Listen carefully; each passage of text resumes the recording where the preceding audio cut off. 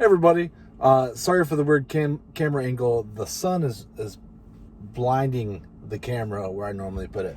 But here we go. We're going to do another Carline comic book review. We're doing What If Storm Had the Power of Phoenix. This came out in like November 1995. Good memory there. I thought it was a really interesting concept.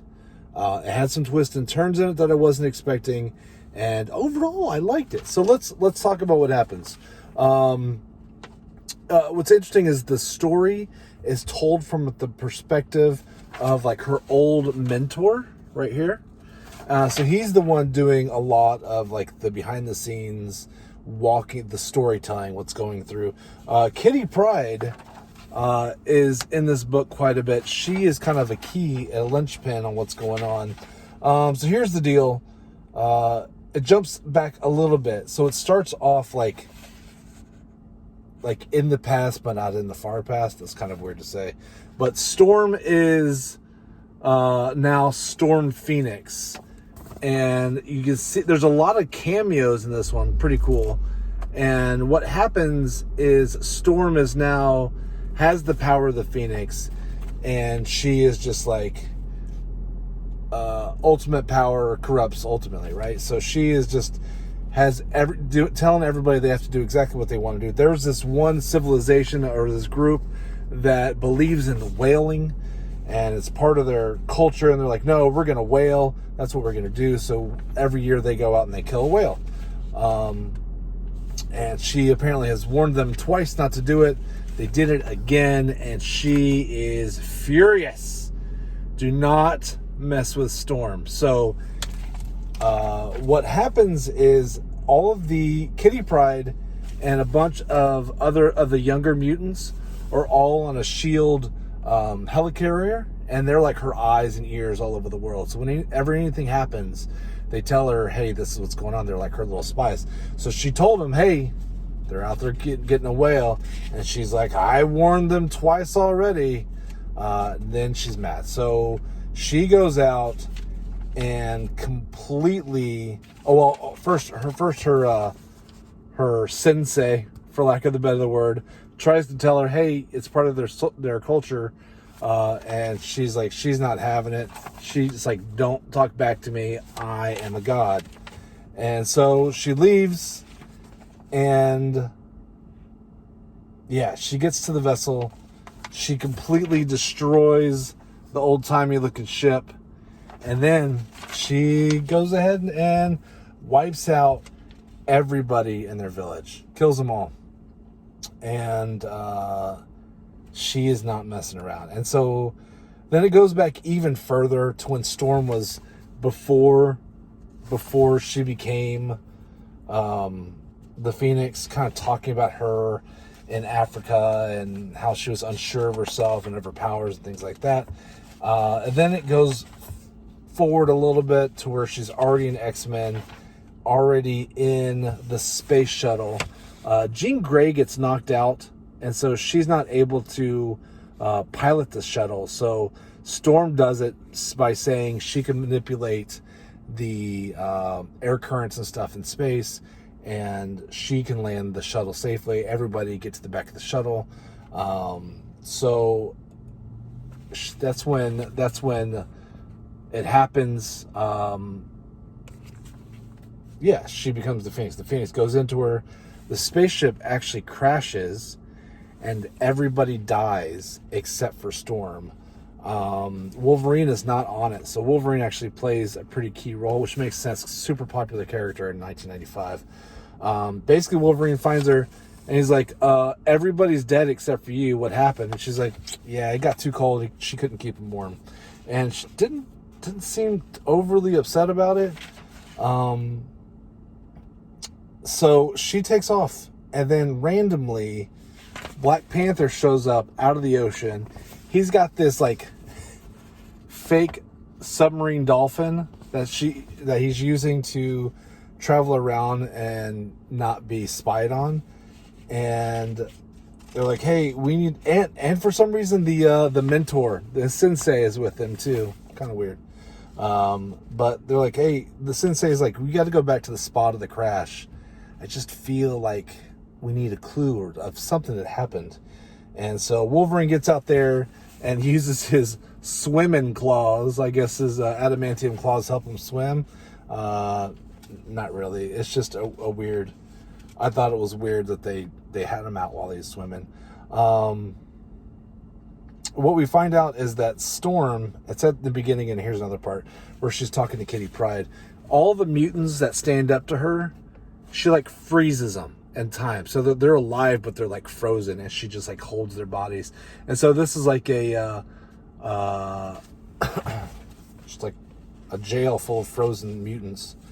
And so the kids are like, the mutant kids are kind of like, I don't know about this, man.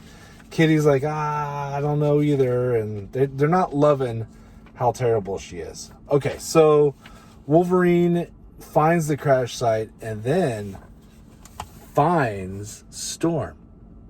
You're like, what is going on? If that's Storm, who is this Storm Phoenix? And so what happens is now Storm is on the submarine and they go to a secret lair to try to revive Storm because they think Storm is the only person who's going to be able to defeat Storm Phoenix and try to get things back to normal. And where do they go? It is Dr. Doom's underwater lair. Super random. They're having a hard time getting her back. It's weird because we're not there yet. So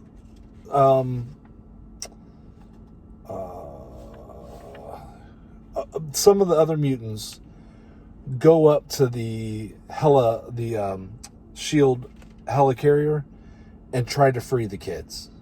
These are all mutant kids. And so we have Nick Fury, Wolverine, and some of the other ones. They go in, they start fighting, and of course, there's some resistance. But Nick Fury drops down like these some magnetic, like, explosive devices things that Dr. Doom came up with that's supposed to cancel everything out. And there's also another one that he gave that's like a poisonous gas that knocks everybody out. Doesn't kill them, it just knocks them out. And so they drop that, and so everybody gets knocked out except the people with masks. They go ahead and cut a hole in the ship and start taking the kids and jumping out of the ship. Okay, so that's going on. In here, in the Dr. Doom's lair, Kitty Pryde is somehow there, and like, what do you call it? Where she like reverberates and goes through things, but she like reverberates and goes into Storm's body. Super weird. So now Storm / Kitty Pryde is kind of alive. Anyway, Phoenix Storm shows up on the helicarrier, pissed, and starts just obliterating. That's Doom. Just starts going to town on people, and everyone's like, "Time to get out of here!" And there she is. There she is, like reverberating into Storm. It's kind of cool. Kind of a cool concept. Anyway, so Phoenix Storm is going to town and just crushing everybody. Somehow, like in the school, like there's just cameos everywhere. There's She-Hulk. Somehow there's Mr. Fantastic and the Invisible Woman.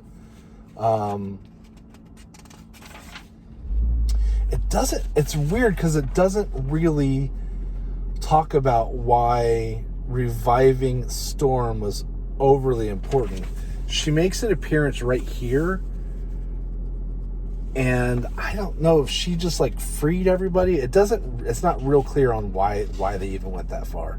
But what we do know is that they caused the explosion from the Dr. Doom bombs, and that there is the Sensei and Storm, or Phoenix Storm, and Phoenix Storm dies. That's what we assume. Isn't that funny? Look, there's sorry. They even put Deadpool in here. Like, there's cameos all over the place. And that was kind of cool. I don't know. And so, at the very end, what we get from the sensei is that once Kitty Pryde went in there and revived Storm to make that one quick little cameo, the real Storm died. And then Phoenix Storm either died or the power moved on somewhere else. You can see her in the explosion. There's the Phoenix. Just kind of moved on, and that was the end of the story. I would say, like, the story was kind of fun. I really enjoyed all of the cameos. It didn't feel too forced. So then at the end of the story, the world is returned back to man and the mutants to hopefully learn their lessons and be better people or whatever. I didn't mind the story. There was a little bit of jumping around. I wish they went more into what the point of finding the actual Phoenix's body, or finding the Storm's actual body. Because when they confront Phoenix about, hey, I know who you are, she's like, well, you already know who I am, so you need to make a choice. But she doesn't come right out and say, I am the Phoenix at any point. But we know that's what's going on.